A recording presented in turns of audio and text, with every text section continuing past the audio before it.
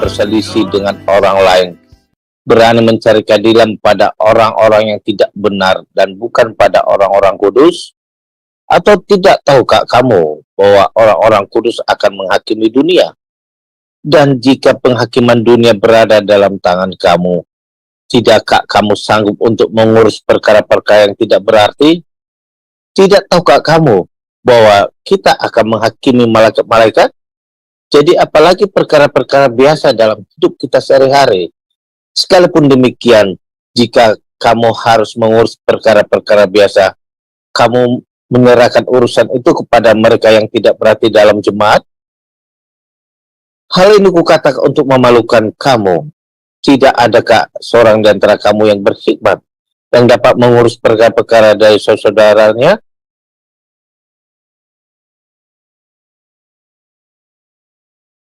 Ayat 6 sampai 10. Adakah saudara yang satu mencari keadilan terhadap saudara yang lain, dan justru pada orang-orang yang tidak percaya? Adanya saja perkara di antara kamu yang seorang terhadap yang lain telah merupakan kekalahan bagi kamu. Mengapa kamu tidak lebih suka menderita ketidakadilan? Mengapakah kamu tidak lebih suka dirugikan? Tetapi kamu sendiri melakukan ketidakadilan, dan kamu sendiri mendatangkan kerugian, dan hal itu kamu buat terhadap saudara-saudaramu. Atau tidak tahukah kamu bahwa orang-orang yang tidak adil tidak akan mendapat bagian dalam kerajaan Allah? Janganlah sesat, orang cabul, penyembah berhala, orang berzina, banci, orang pemburit, pencuri, orang kikir, pemabuk, pemfitnah, dan penipu tidak akan mendapat bagian dalam kerajaan Allah. 11:15. Dan beberapa orang di antara kamu demikianlah dahulu. Tetapi kamu telah memberi dirimu disucikan, kamu telah dikuduskan, kamu telah dibenarkan dalam nama Tuhan Yesus Kristus dan dalam roh Allah kita. Nasihat terhadap percabulan. Segala sesuatu halal bagiku, tetapi bukan semuanya berguna. Segala sesuatu halal bagiku, tetapi aku tidak membiarkan diriku diperhamba oleh sesuatu apapun. Makanan adalah untuk perut dan perut untuk makanan, tetapi kedua-duanya akan dibinasakan Allah. Tetapi tubuh bukanlah untuk percabulan, melainkan untuk Tuhan dan Tuhan untuk tubuh. Allah yang membangkitkan Tuhan akan membangkitkan kita juga oleh kuasanya. Tidak tahukah kamu bahwa tubuhmu adalah anggota Kristus? Akan kuambilkah anggota Kristus untuk menyerahkannya kepada percabulan? Sekali-kali tidak. Ayat 16-20. Atau tidak tahukah kamu bahwa siapa yang mengikatkan dirinya pada perempuan cabul menjadi satu tubuh dengan dia? Sebab demikianlah kata Nas, keduanya akan menjadi satu daging. Tetapi siapa yang mengikatkan dirinya pada Tuhan menjadi satu roh dengan dia. Jauhkanlah dirimu dari percabulan. Setiap dosa lain yang dilakukan manusia terjadi di luar dirinya, tetapi orang yang melakukan percabulan berdosa terhadap dirinya sendiri. Atau tidak tahukah kamu bahwa tubuhmu adalah bait Roh Kudus yang diam di dalam kamu? Roh Kudus yang kamu peroleh dari Allah, dan bahwa kamu bukan milik kamu sendiri. Sebab kamu telah dibeli dan harganya telah lunas dibayar. Karena itu, muliakanlah Allah dengan tubuhmu. Demikianlah firman Tuhan. Syukur kepada Allah, biarlah firman ini bertumbuh, berbuah, menghasilkan buah-buah kebenaran, serta buah-buah jiwa-jiwa bagi kemuliaan Tuhan. Haleluya. Amin. Amin. Shalom, selamat pagi saudara-saudaraku yang ada di room dan juga yang ada di live streaming. Sebelum kita merenungkan firman, mari kita bersatu di dalam doa. Bapa kami yang bertata di kerajaan surga, kami sangat bersyukur kalau pada pagi hari waktu Indonesia kami boleh diberi kesempatan untuk menghirup udara yang segar, kami boleh merasakan bahwa kasih anugerah-Mu menyertai kami. Bapa, tolong saya untuk menyampaikan kebenaran firman-Mu, biarlah urapan-Mu secara khusus mengalir, dan biarlah firman-Mu yang akan disampaikan Bapa, itu akan menjadi materai bagi banyak orang yang mendengarkan firman ini. Bapak Surgawi, terima kasih, kami memperalaskannya hanya di dalam satu nama, yaitu di dalam nama Tuhan Yesus Kristus. Amin. Baik Bapak Ibu yang terkasih di dalam Tuhan, hari ini saya akan mengangkat tema mengenai etika. Di dalam 1 Korintus 6 ini kita akan menggali ya dari keseluruhannya. Nah, etika ini memiliki definisi adalah tingkah laku. Etika itu ungkapan perasaan terhadap perilaku, baik itu tindakan orang lain maupun tindakan kita sendiri. Nah, kalau kita baca dari satu perikop ini tadi ya, bacaan kita di 1 Korintus 6 ini, ada dua perikop yang Paulus tekankan. Satu itu judulnya mencari keadilan kepada orang-orang yang tidak beriman. Itu terdapat di ayat 1 sampai 11. Kemudian nasihat terhadap percabulan ayat 12 sampai 20. Nah, kalau kita membaca dari keseluruhan ini, kita melihat bahwa etika di dalam kehidupan sehari-hari kita itu penting sekali. Nah, waktu saya membaca firman Tuhan ini, saya bertanya-tanya dan saya meminta Tuhan berikan saya hikmat agar saya bisa meneruskan ini kepada Bapak Ibu sekalian ya. Nah, perikop pertama dari ayat 1 sampai 11 itu, yaitu menceritakan jemaat di Korintus yang penuh dengan konflik. Jemaat di Korintus itu saling konflik, saudara-saudaraku. Kenyataannya tidak ada yang dapat menghindar dari konflik, baik itu di era di zaman Korintus waktu dulu, maupun di era kita saat ini. Di sini Paulus sedang melarang keras jemaat Korintus membawa perkara mereka di pengadilan sekuler. Nah, tahu kenapa Paulus melarangnya? Karena akan merusak nama baik gereja, akan merusak nama baik kekristenan. Karena pengadilan sekuler itu mengambil keputusan-keputusan yang tidak sejalan dengan kehendak firman Tuhan. Nah, kepada anak-anak Tuhan diberikan hikmat. Tentunya ada perbedaan ya antara pertimbangan sekuler dengan pertimbangan yang didapati dari hikmat Allah. Nah, di dalam 1 Korintus 6:1 yang tadi kita baca, yang tertulis, apakah ada seorang di antara kamu yang jika berselisih dengan orang lain, jadi ada konflik ya, berselisih dengan orang lain, berani mencari keadilan pada orang-orang yang tidak benar dan bukan pada orang-orang yang kudus. Nah, itu jadi perbedaannya, kita nggak boleh meminta kepada yang sekuler, tapi kita minta kepada orang-orang yang kudus, yang udah hidupnya di dalam kebenaran firman. Nah, kita banyak melihat di zaman sekarang ini, ada banyak sekali umat Tuhan ya, kehilangan etika dalam bertindak. Yang mana itu maksudnya tindakan sering sekali disertai dengan emosi. Nah, kenyataan fakta yang ada banyak tokoh, baik itu pendeta, penatua, diaken, ketua komsel, dan lain-lain, mereka lah sering terjerat dengan konflik. Kenapa bisa demikian? Bukan dikarenakan banyak pengetahuan mereka, banyak pengalaman mereka, bukan karena status jabatan mereka yang dijamin memiliki kualitas karakter ilahi. Bukan, saudara-saudaraku. Usia tua juga tidak dapat menjamin kedewasaan rohani tersebut. Orang yang tidak dewasa rohani itu pasti etikanya bobrok. Bobrok itu tahu ya, jelek ya etikanya. Nah, mereka akan mencari pembelaan, pembenaran, dan akhirnya jatuh ke dalam dosa. hidupnya penuh dengan konflik. Nah, itulah yang dialami di jemaat Korintus. Karena kalau kita meminta nasihat, pertimbangan dengan orang yang di luar Tuhan itu, saat mereka mengambil keputusan tidak berlandaskan nilai moral ada dalam kekristenan. Jadi moralnya berbeda ya saudara-saudaraku ya. Nah, kalau kita perhatikan dari survei, banyak sekali yang mengalami konflik di kehidupan. Realitanya itu konflik nggak bisa dihindari. Siapa yang bisa menghindari konflik? Saya rasa tidak satu orang pun yang bisa menghindari konflik. Umat percaya sering sekali mengalami ketidakadilan. Kenapa?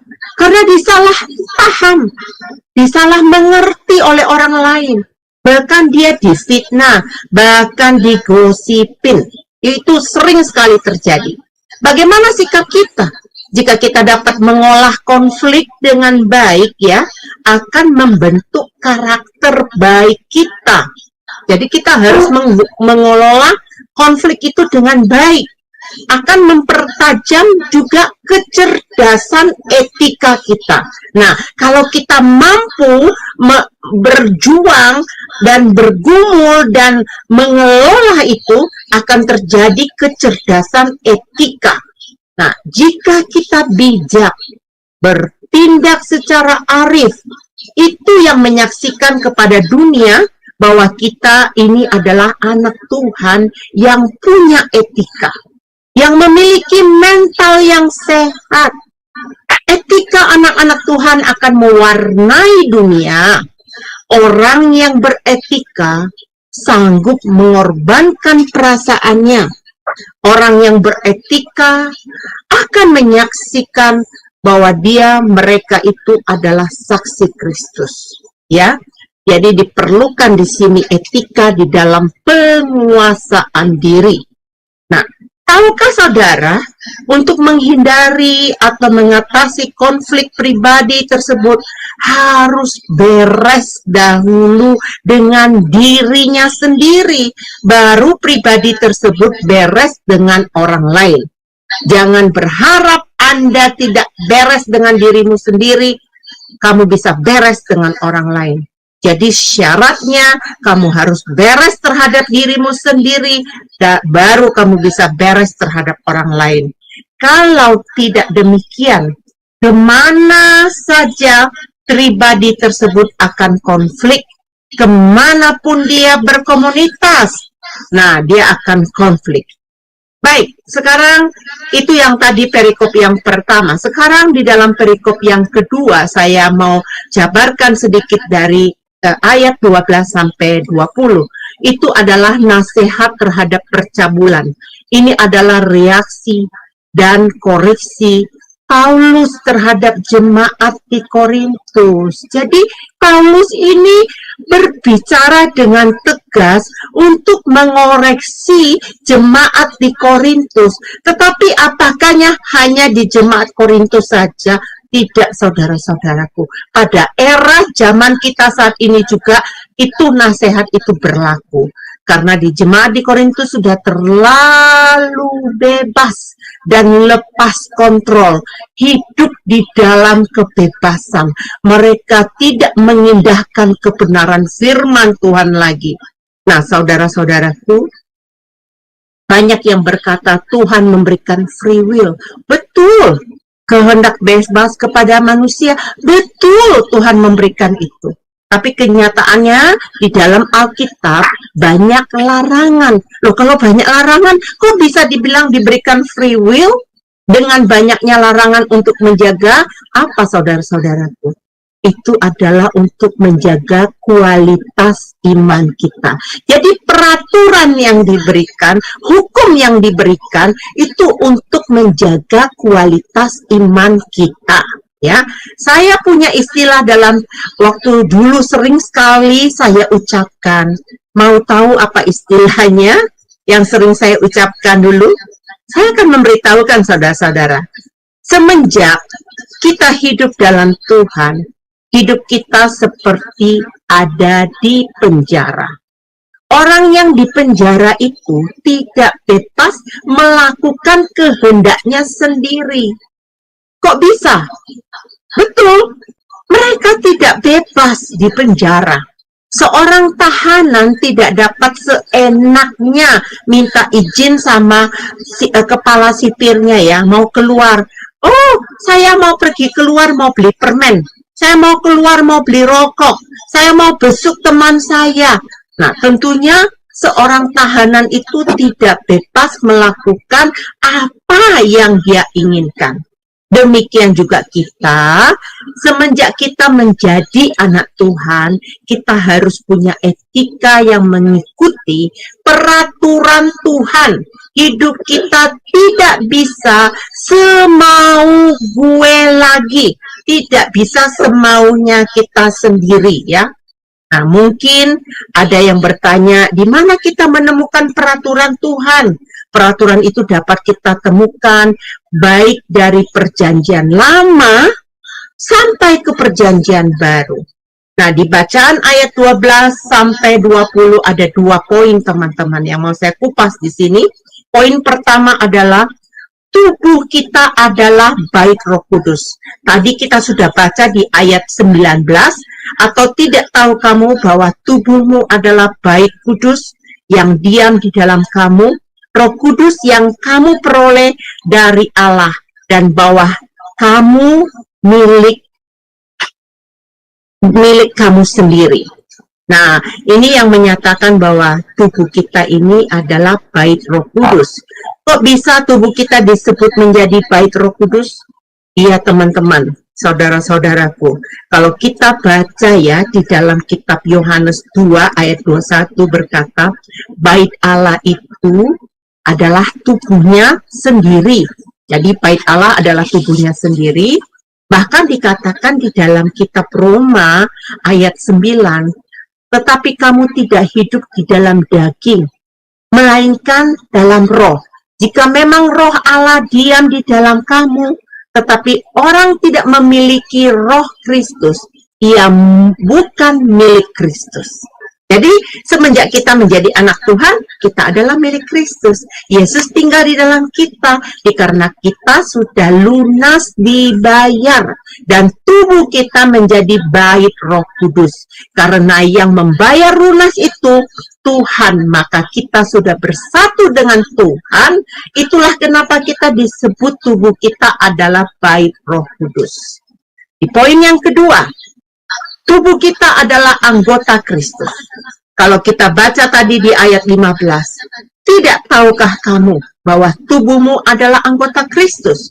Akan kuambilkah anggota Kristus untuk menyerahkannya kepada percabulan? Apakah kita menyerahkan tubuh kita kepada percabulan? Sekali-kali tidak, kata firman Tuhan ini. Nah, kita ini kan anggota Kristus. Jadi kita tidak boleh memperhambakan tubuh kita kepada hawa nafsu dan keinginan daging. Ada ayat ini saudara-saudaraku. Mari kita baca di ayat yang ke-18 ya. Katanya gini firman Tuhan di 1 Korintus 6 ayat 18. Jauhkanlah dirimu dari percabulan.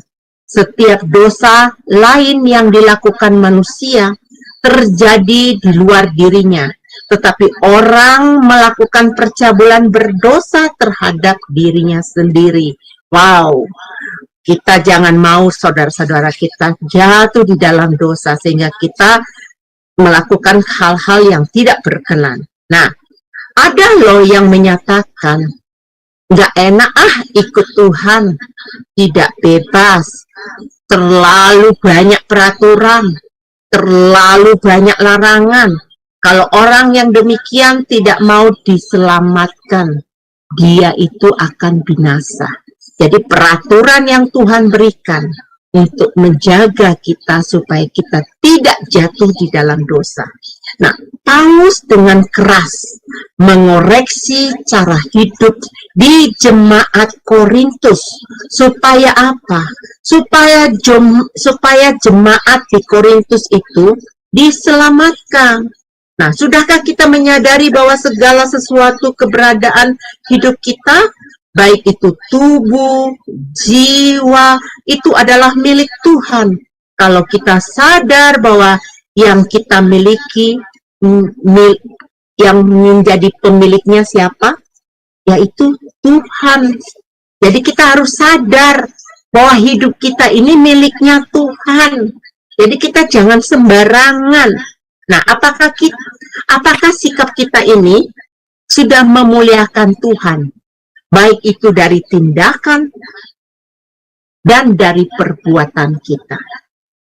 Nah, sudahkah kita bertanggung jawab, merawat, menjaga dengan baik Roh Kudus, Roh Allah yang ada dalam hidup kita?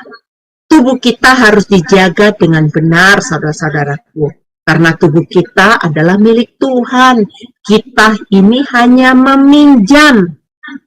Loh, kalau kita meminjam, kita tahu diri loh. Kita harus menghargai, kita harus menjaga.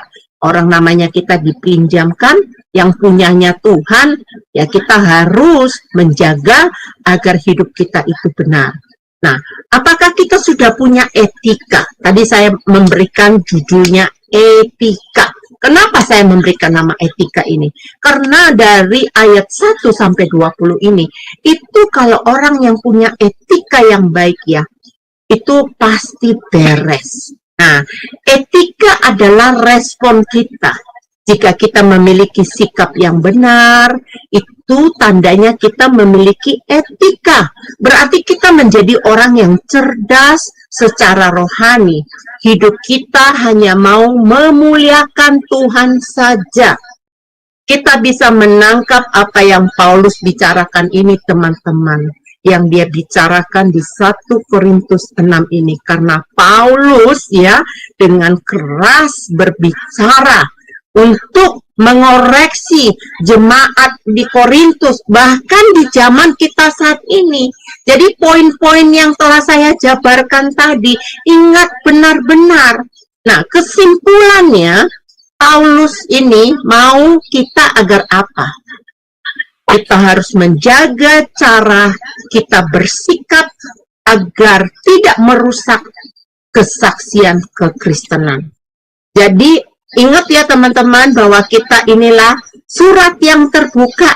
Kita adalah saksi-saksi Kristus. Dan sikap etika kita, kalau kita tidak bertindak dengan benar, itu akan merusak kesaksian kita bahwa kita ini orang Kristen yang benar. Nah, apalagi yang Paulus yang mau kita lakukan? Ya, kita harus bisa mengatasi emosi kita. Kita harus cerdas dalam emosi kita. Jangan emosi, karena emosi akan cenderung merusak karakter kita. Jangan emosi ini nanti membuat kita malu, mempermalukan nama Tuhan. Ya, karena apa? Itu emosi itu bisa menimbulkan konflik. Jadi kalau kita nggak cerdas mengatasi emosi kita, fatal teman-teman. Apalagi yang Paulus mau, yang kita lakukan. Hendaknya kita lebih arif dan bijak untuk mengambil tindakan. Nah, kendalikanlah keinginan daging agar kita tidak jatuh di dalam dosa percabulan. Jaga tubuh kita tetap kudus, karena tubuh umat percaya adalah bait Roh Kudus. Ya, kalau kita bisa melakukan apa kehendak Tuhan itu menandakan kita orang yang memiliki moral. Orang yang memiliki moral berarti dia memiliki etika. Moral yang baik itu tahu mana yang baik dan mengenali apa yang tidak baik. Jika kita memiliki kecerdasan moral, kita akan mampu membedakan antara yang baik dan yang mana yang tidak baik. Jika kita memiliki moral yang baik ya teman-temanku semua, saudara-saudara kita yang terkasih dalam Tuhan, itu adalah refleksi dari jiwa kita yang sehat. Dan etika kita akan menyaksikan bahwa kita ini adalah anak-anak Tuhan. Saudara-saudaraku yang terkasih, inilah renungan yang dapat saya bagikan kepada kita pada saat ini. Saya mengajak, mari kita berjuang agar kita didapati orang yang punya etika. Jadi bacaan hari ini di dalam 1 Korintus 6, kalau Anda bisa melihat kalau pada saat itu jemaat di Korintus, mereka memiliki moral yang sehat, etika mereka pasti baik. Jadi mereka tidak menjadi batu sandungan. Ya, saya bersyukur dan berterima kasih kepada Rasul Paulus yang menuliskan surat-surat di dalam Korintus ini juga berguna bagi saya, menjadi cambuk buat saya supaya saya menjaga kekudusan setiap saat. Demikian renungan hari ini. Mari kita tutup di dalam doa. Saya ajak Bapak Ibu untuk berdoa ya. Bapak Sorgawi, terima kasih ya Bapak untuk kebenaran firman-Mu. Bapak, kami meminta hikmat, marifat-Mu agar menuntun hidup kami setiap hari. Mampukan kami Bapak memiliki karakter yang baik, sehingga etika kami diketahui orang luar. Kami memiliki etika yang baik ya Bapak. Bapak, Engkau menciptakan kami segambar dan serupa dengan Engkau. Yang sebenarnya Tuhan, moral yang dari Engkau itu menjadi milik kami juga.